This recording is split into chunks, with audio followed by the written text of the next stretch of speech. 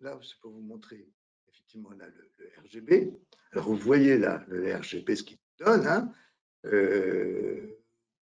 il met l'accent sur les rouges, il met l'accent sur les verts, il les sature, il désature le reste. Et là, c'était lorsqu'on rajoute effectivement l'orange. Vous voyez, la désaturation, elle est peut-être un tout petit peu plus faible. Et puis, lorsqu'on rajoute, je dirais, le cyan, c'est un peu amélioré, mais on le voit, d'autres couleurs sont toujours désaturées. Donc, il faut naturellement travailler sur tout le spectre. Alors, ça, ce qui est intéressant, c'est qu'on l'a fait aussi en gardant plus ou moins, ça, effectivement, on le doit à la manipulation, c'est Ludwig Laplace qui nous l'a fait, en gardant chaque fois la même température de couleur. C'est l'objectif. C'était notre objectif, mais de pouvoir jouer de cette façon. Alors, tout à l'heure, avec l'IRC, je vous ai parlé des lampes de relampage que j'avais vues dans ce musée, et j'ai dit, bah, tiens, maintenant que moi, puisque j'avais le spectre, que j'avais mesuré mon spectre avec mon spectrocolorimètre, de regarder ce que ça donne lorsque je rentre ces mesures-là dans mon TM. En fin de compte, j'ai pas vu de grosses différences, c'est vrai. C'est ce qu'il faut arriver. Bon, naturellement, j'ai toujours mon spectre. Je savais que c'était pas bon. Je continue à voir que c'était pas bon. Par contre, grâce au graphique, je vois nettement la désaturation. On le voit là dans le rouge. Effectivement, et si je désature dans le rouge, bon, et je suis beaucoup moins désaturé dans le vert. Donc, ça veut dire que j'en donne une petite quantité en plus. Je vois que dans le jaune, je suis au maximum. C'est normal qu'avec ce type de couleur et ce mélange de couleurs, j'en arrive effectivement à une ambiance plus ou moins grisâtre. Et vous voyez donc l'IRC, là, il est de 84, mesuré avec, enfin le RF est de 84, la mesure de l'IRC me donne un 83,24, c'est pratiquement effectivement la même chose. Donc c'est vrai que ce type de source, nous avons encore des LED comme ceci, c'est ce que personnellement, j'essaye malgré tout d'éviter au niveau des musées, mais je dirais, ça peut être aussi au niveau, je dirais, d'autres applications où il nous faut quand même avoir un spectre équilibré. Et là, je voudrais revenir sur le spectre, tout simplement en revenant sur l'éditorial de Lux, la revue d'éclairage, l'éditorial qu'avait fait Gaël, qui nous dit, mais revenons au spectre. Et c'est vrai que rien qu'en regardant le spectre, on se doute plus ou moins, je dirais, de la qualité de la source.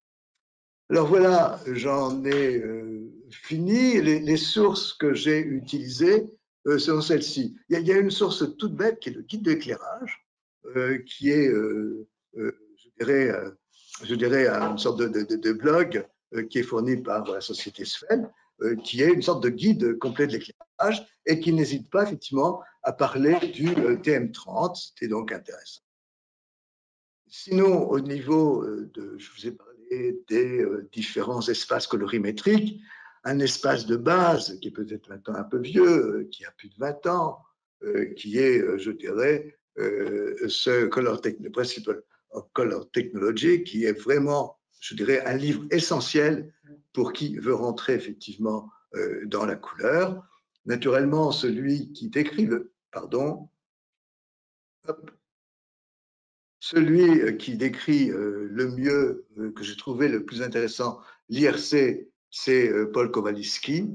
Voilà. Et puis des petites précisions supplémentaires, naturellement, avec le livre de Robert Sèvres. Donc, j'ai pu bénéficier naturellement aussi, je dirais, pas cette fois-ci, là, mais auparavant, des conseils, je dirais, en couleur. Pour le TM30, eh ben, il y a naturellement la brochure du TM30 et ce qu'on peut aller et ce qu'on peut charger, c'est charger sur ce site-là, qui est le site, je dirais, énergie US, dans lequel vous aurez toutes les précisions, toutes les informations sur le TM et aussi, à partir de là, même charger ce logiciel du TM30. Voilà, bah écoutez, je suis arrivé au bout un peu de cette cette présentation. Et maintenant, on peut laisser la place aux questions. Question, effectivement, qu'il faudrait poser, je dirais, nous avons en France des délégués au niveau de la commission. Là, pour la France, c'est Sophie Jost qui a pu être avec nous, qui est la déléguée. C'est à elle qu'on pourrait effectivement poser la question. On n'a pas homologué pour l'instant parce que vous avez vu, cet RG, on donne un RG, mais en fin de compte, c'est pas suffisant. Avec le même RG, c'est un peu comme aussi avec le même RA, on a quand même des choses un peu différentes. C'est complémentaire. C'est complémentaire avec d'autres choses. Oui. Alors pour l'instant, et puis là aussi, on est aussi avec les problèmes de préférence. Si on travaille sur beaucoup de choses, je dirais à la CIE, ça c'est vraiment, je pense, la division 1, peut-être un peu la division 3, je fais un peu partie de la division 3 sur l'éclairage, sur lequel on pourra avancer. Mais là, pour l'instant, je n'ai pas de réponse. Ah, le pain, je n'ai pas la place. Oui, naturellement, excuse-moi, Ludwig, si je me suis trompé. Voilà. Ben, Ludwig, justement, puisque tu es là, comment vous êtes venu, en fin de compte, dans votre société, je dirais, d'utiliser, de mettre en avant l'ETM? N'hésite pas à ouvrir ton micro, Ludwig, pour… Bon, je suis là, bonjour à tous. Super. Écoutez attentivement. Nous, comme le précisait Jean-Jacques, nous, on est dans l'éclairage scénique, essentiellement utilisé dans les opéras et théâtres, nos projecteurs. Donc, depuis des années et des années, la référence, c'est l'halogène. Et dans le spectacle, l'éclairage fait partie de l'œuvre. Et c'est extrêmement important parce que c'est la base pour la composition des décors, des costumes. Donc, il y a un respect de l'œuvre quand on fait une création. Et ça peut se regarder pendant des dizaines d'années.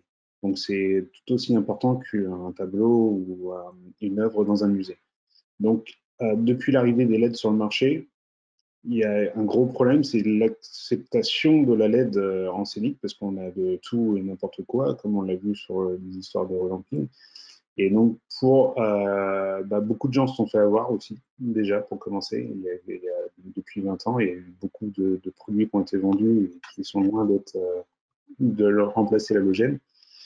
Et donc, il a fallu trouver, on a vu les limites rapidement de l'IRC. Et cet outil permet de faire voir un petit peu le résultat, la différence entre les projecteurs de moins bonne qualité et de meilleure qualité, parce que c'est toujours après, nous, le but, c'est de vendre nos produits et il faut justifier un prix. Et forcément, quand on a de la qualité, on est plus cher que les concurrents.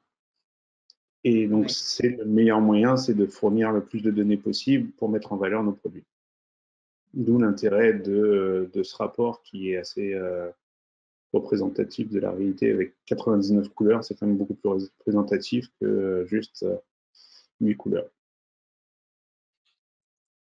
Alors, c'est vrai que sur place, on a pu voir effectivement la différence ou le peu de différence aujourd'hui entre les projecteurs LED que vous proposez, qui étaient pour remplacer effectivement les projecteurs, je dirais, halogènes. Donc, c'est effectivement, bon, j'ai pas pris cet exemple-là, j'ai voulu qu'on joue comme on l'a fait plutôt avec les LED RGB. On n'a pas pris cet exemple-là où on aurait pu voir naturellement là aussi un très bon RG, un très bon RF entre effectivement les LED et l'halogène au niveau de votre matériel. Mais le but était un peu de jouer. Ce qui est intéressant, c'est de jouer un tout petit peu en disant, mais si je veux favoriser telle couleur, qu'est-ce que je vais faire? C'est effectivement pas ton propos au niveau du scénique, c'est pas le propos non plus au niveau de la muséographie, mais ça peut être le propos, je dirais, au niveau du merchandising, pourquoi pas? Voilà, de favoriser, ou au niveau de campagne publicitaire, ou de lancement effectivement de couleurs. Dans le scénique, ça l'est. En fait, les gens partaient d'une source halogène comme source de référence, sachant qu'un spectacle, forcément, navigue de théâtre en théâtre, et le fait d'avoir une source unique partout dans le monde, c'est vraiment très facile d'utilisation. Et après, les éclairagistes jouent avec les filtres de couleurs pour favoriser telle ou telle dominante dans le spectre. Donc, en fait, sans s'en rendre compte, ça fait des années que les éclairagistes le font.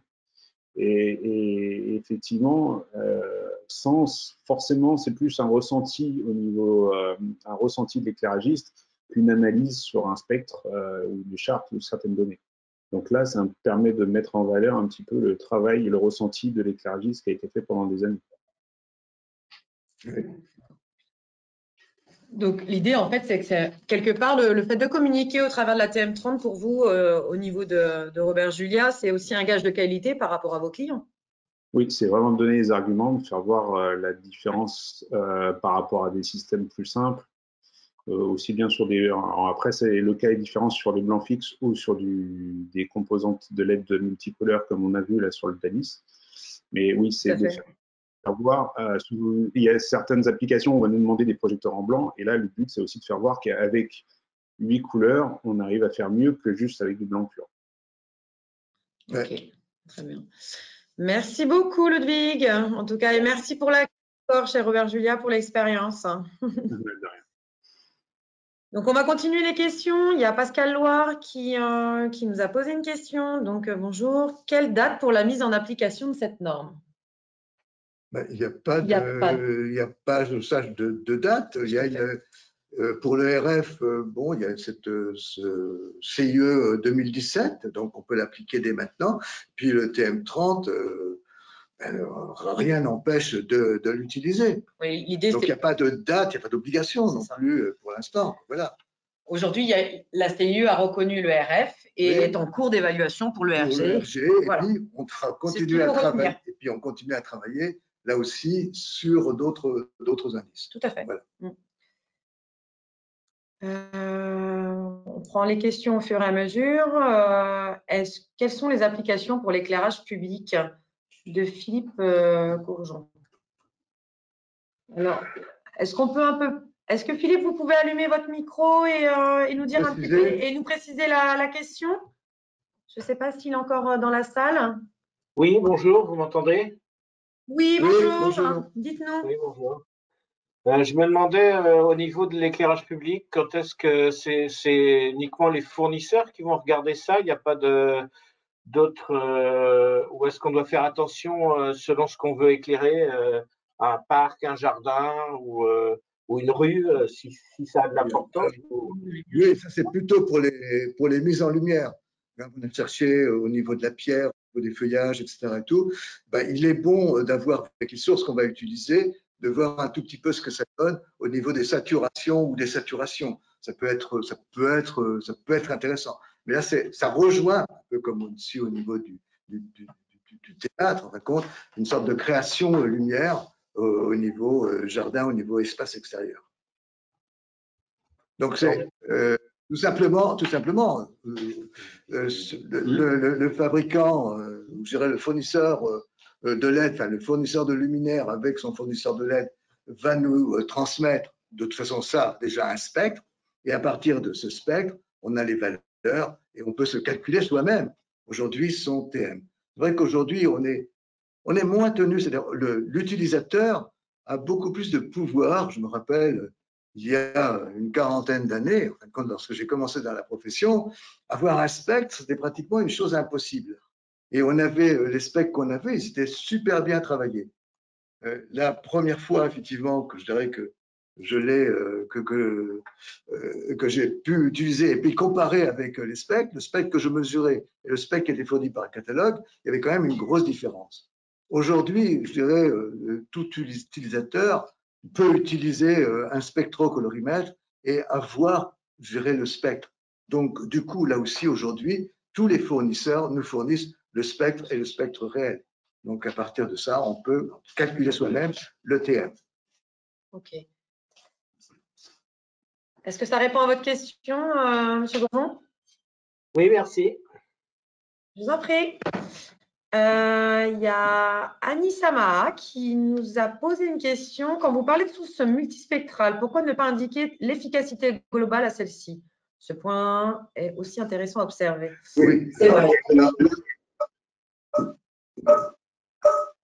Ah, Jean-Jacques,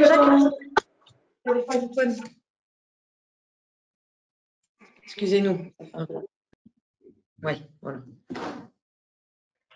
Oui, alors dès qu'on parle effectivement même Oui. de blanc variable, hein, c'est vrai que là, on n'est plus dans les efficacités, on est loin effectivement des 100 lumens par watt, hein. Dès qu'on va mélanger effectivement des sources, c'est vrai qu'on va descendre effectivement à l'efficacité. Donc, en éclairage intérieur, pour des besoins spécifiques, justement, ce n'est pas toujours l'efficacité qui va jouer. Aujourd'hui, quand même, on est avec des sources qui sont à moins, au niveau en intérieur, je dirais à moins d'une cinquantaine, je dirais, de watts. Bon, on peut réduire.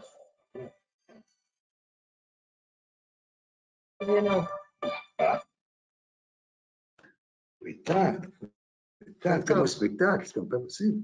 Voilà.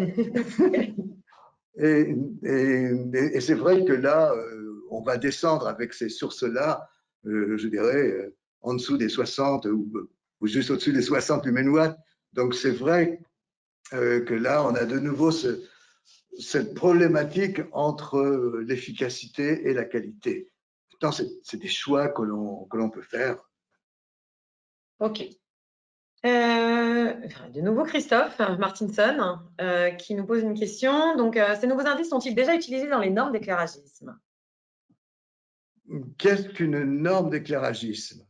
Voilà, bon, je vous dirais que voilà, actuellement, personnellement et avec d'autres collègues, au niveau de l'AFNOR, nous travaillons dans la Commission européenne sur une des recommandations des normes sur l'éclairage des expositions. Et dans cette norme, en fin de compte, dans l'AFNOR, on parle naturellement de l'IRC qui est toujours utilisé, mais on parle déjà, on a mis en annexe un petit laïus sur le TM pour montrer son utilisation et son usage. Voilà. Mais je dirais, il suffit qu'en tant qu'utilisateur, je demande l'usage, je demande le RF et pas le RA pour qu'au niveau fabricant, il puisse me le donner sans aucun problème, comme hier je demandais le R9 et que je obtenais le R9. Oui, c'est ça.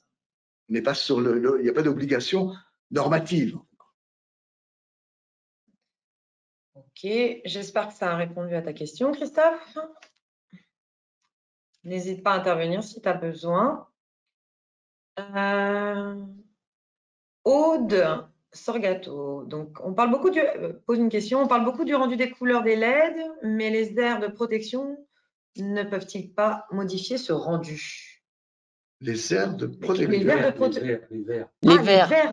Oui. Bonjour, pardon, les verres. J'ai pas tapé le V. Pardon, ah oui, d'accord. Je comprenais. Oui. Les verres de protection, de quel verre de protection parle-t-on sur l'appareil? Des lentilles. Sur l'appareil, sur les lentilles qui vont être utilisées. Si c'est pas un verre, est-ce que le verre peut dénaturer en fait la couleur de le rendu de la LED? Alors, notamment sur l'éclairage extérieur où on va peut-être avoir des qualités de verre qui vont pas être un verre blanc, très blanc.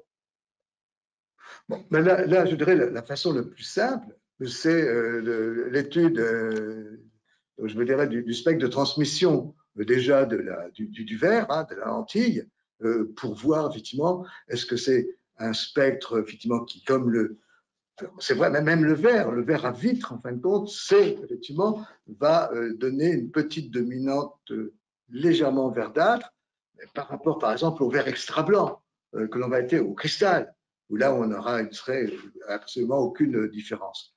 Maintenant, là aussi, la couleur va changer, mais si c'est un spectre continu, je dirais que ce n'est pas si grave. Personnellement, moi, j'ai souvent utilisé, je dirais,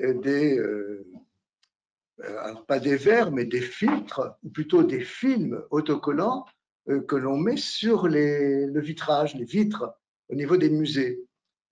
Tout simplement pour, des fois, réchauffer l'atmosphère, parce que c'était à l'époque, par exemple, des lampes halogènes, on avait un éclairage jaune, et dès qu'il y avait une fenêtre ouverte, ça devenait de plus en plus jaune. La différence de contraste était énorme. Donc, tout simplement, c'était de faire ce qu'on fait au cinéma, hein, d'ailleurs, c'est la même chose. C'était de transformer la lumière du jour de 5000 Kelvin, puisqu'à l'intérieur, c'est à peu près du 5000 Kelvin, en du 3000 Kelvin, par la pose, effectivement, d'un film. Et lorsque j'ai proposé ça, ça a été « Ah oui, mais vous avez changé les couleurs ». Je dis je vais changer les couleurs, comme les couleurs changent constamment à la lumière du jour. Par contre, je ne vais pas changer les différences de couleurs entre elles. Et c'est ça qui nous intéresse lorsqu'on parle aussi du rendu. C'est les différences de couleurs entre elles. Que entre un orange et un rouge, j'ai bel et bien la même différence. Voilà, c'était une présentation que j'avais faite en 2005 à la CIE sur le changement de température de couleur par rapport au rendu des couleurs. Oui, alors ça, par contre, je l'entends bien. Mais moi, je trouve ça très très bien de travailler sur l'indice de rendu des couleurs. Ce que j'ai peur, c'est qu'il nous soit demandé aujourd'hui des indices de rendu de couleurs très élevés dans des bureaux ou dans des espaces où on va pas pouvoir mettre ces filtres sur ces fenêtres. On ne pourra pas compenser et que un indice de couleur aujourd'hui, on va nous faire une différence entre un IRC 92 ou 93, justement sans prise en compte du vert. Moi, je trouve que ça devient complexe.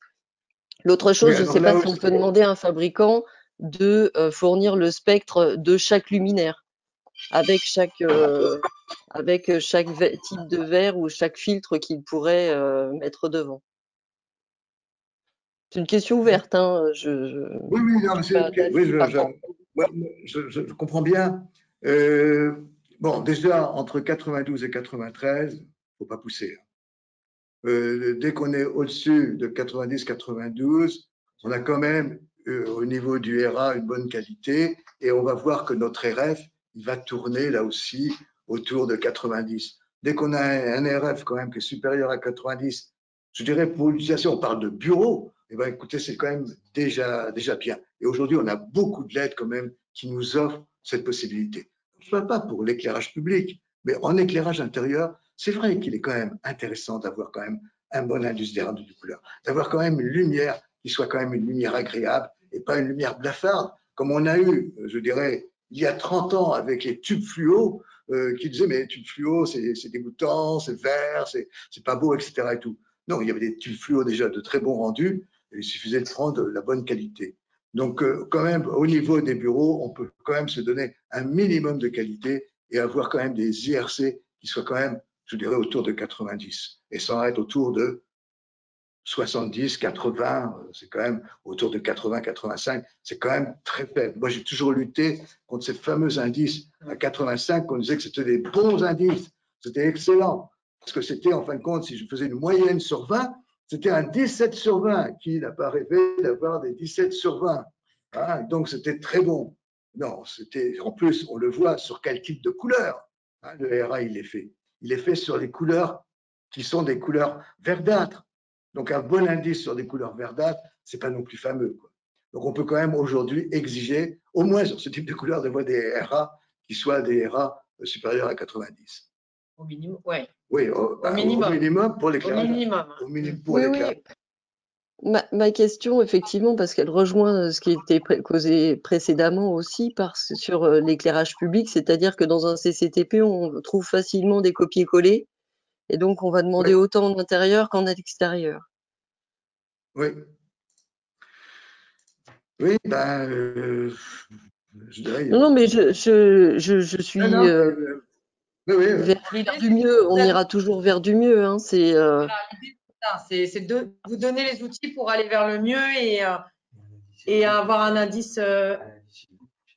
Un indice élevé coûte cher. Il y a le tri qui coûte cher, naturellement. Hein, je dirais, aujourd'hui, le tri fait par un fabricant. Si c'est un tri, je dirais, un SDM de 5, naturellement, c'est affreux. Et on aura des LED différentes les unes des autres.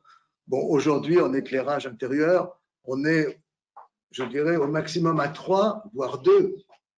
Voilà, pour avoir quand même, au niveau des différentes têtes, quand même avoir une même,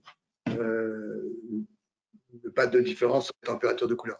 Donc, il y a des minimums de choses que l'on peut demander quand même à avoir.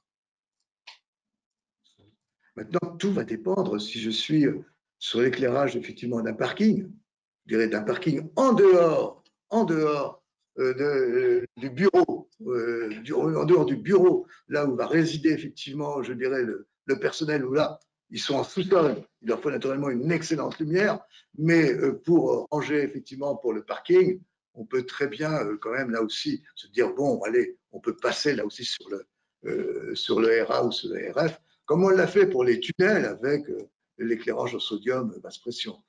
Tout va dépendre de l'usage. Ok. Du coup, ça répond à vos questions, Aude? Mais après, Oui, pardon, merci. Merci beaucoup. je vous en prie, je vous en prie. Il y a Christophe Martinson qui nous a dit que le RA sera-t-il officiellement remplacé? En fait, c'est la question. Ça, tu as répondu un petit peu tout à l'heure, Jean-Jacques. Il n'y a pas d'officiel, il y a des indices qui existent, et je dirais c'est plutôt aux utilisateurs d'exiger certaines choses parce qu'ils sont conscients de la lumière qu'ils vont avoir. Par contre, c'est vrai que le fournisseur, le fabricant, il peut dévancer et montrer effectivement, je dirais, la qualité de ses sources en ayant des indices plus performants que le RA, puisque parler de couleurs avec les couleurs qui nous sont présentées sous le RA, c'est vraiment n'importe quoi. Voilà. Après, le RA n'est pas complètement… Ben, on l'a vu, oui. le RA, là j'ai fait une expérience, j'ai mesuré le RA et le RF, en fin de compte, ça tombait pratiquement à la même chose. À la même chose. Voilà. Oui, ok. Ah, Laurent, ici présent dans la salle, nous demande si un RG de 100 couvre la totalité de l'espace colorimétrique. Ben non, absolument pas, puisque Laurent, quand même, il y a les grands écrans, tu aurais pu voir, qu'on peut avoir un RG avec, je dirais, des saturations et des saturations totalement différentes d'une source à l'autre. Donc c'est pour ça aussi que le RG, officialiser le RG tout seul, c'est pas suffisant. Pas suffisant, ouais. On comprend là l'hésitation de la CIE de dire, bon, le RF, ok, on le voit, c'est mieux, ça utilise toutes le SICAM, enfin tous les espaces colorimétriques qu'on utilise aujourd'hui, etc. Il n'y a pas de problème là-dessus avec les couleurs, etc. Et tout. Maintenant, le RG, il y a ces différences-là où, en fin de compte, disons que c'est pas encore au point pour faire du RG une mesure. Et puis là aussi, c'est toujours cette histoire de ne pas réduire la qualité à uniquement un chiffre. C'est ce qui pousse aussi de ralentir en disant on verra la qualité. Non, on ne verra pas la qualité, on verra certaines caractéristiques avec. Alors, ça c'est une très bonne question. Alors, LSE, l'acronyme de LSE, je ne sais pas qui est-ce, mais est-ce que l'IRC est le même tout au long de la durée de vie de la LED? Tu n'es pas obligé de répondre. Je ne suis pas obligé de répondre parce que je Joker. Parce que je ne suis pas fabricant de LED. Alors là aussi, je peux répondre parce que il y a LED et LED. Il y a la façon dont on obtient le blanc avec la LED. Là aussi, au niveau du phosphore, est-ce qu'il est appliqué dessus? Est-ce que c'est différent? Il y a différentes fabrications. Donc, d'autres sont naturellement plus à même, effectivement, de répondre à ça. Je ne peux pas le garantir, mais ça dépend de la fabrication de la LED. Ça peut faire l'objet d'un futur webinaire, dis donc. Ça peut faire l'objet d'un futur webinaire. Il y a des gens qui travaillent là-dessus. Voyons, il y a des gens qui travaillent là-dessus. Et puis, pourquoi pas parler de la TM3020 également dans une prochaine session. Ça peut être effectivement aussi intéressant.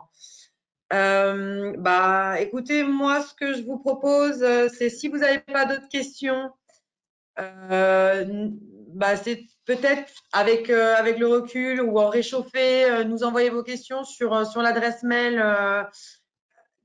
de paris-île-de-france@afe-éclairage.fr. En référence, vous mettez en objet l'IRC et puis nous vous ferons un plaisir de vous répondre. J'espère que la session avec Jean-Jacques ici présent vous a plu et puis effectivement, pourquoi pas enchaîner sur un autre webinaire sur peut-être la durée de vie de l'IRC sur un luminaire ou des choses comme ça, la dérive qu'on pourrait avoir. Et puis la TM30-20, dont laquelle tu nous as parlé et qu'on n'a pas encore étudié, mais ça peut être l'objet d'un futur webinaire si ça vous intéresse. Donc, n'hésitez pas à nous faire part de vos commentaires surtout. Et puis, nous vous attendons très présents. Le lien pour le Flickr Excel, on me demande. Attendez, je vais vous partager ça rapidement. Alors, le Flickr. Le fichier. Partagé. Je vous partage ici. Vous pouvez vous inscrire à Paris. Ah, pardon, excusez-moi, c'était quoi? Non? Le fichier de calcul des indices. Ah, le fichier de calcul. Ah, bah écoutez, ce qu'on fera, c'est dans le mail de remerciement de votre participation, on vous mettra les liens qui vous permettront de calculer le RF et le RG grâce à la mesure spectrale que vous aurez fait au préalable de votre luminaire. Et sinon, voilà, Laurent Meunier, notre trésorier, notre secrétaire, pardon, me fait part qu'on le mettra sur le site de l'AFE. Donc, merci à vous. Je suis ravie que ça vous ait plu. Et puis, n'hésitez pas à vous inscrire pour le Flickr #modulation temporelle de la lumière qui sera là le 9 avril. Et je vous dis à bientôt. Au revoir. Au revoir. Au revoir, Caroline. Au revoir, merci. Oui, au revoir à tous. Merci, au revoir. Merci à vous. Au revoir, bonne journée. Également, bonne journée, bonne fin de semaine. Enfin, ou bonne semaine, on n'est que mardi. Ouais.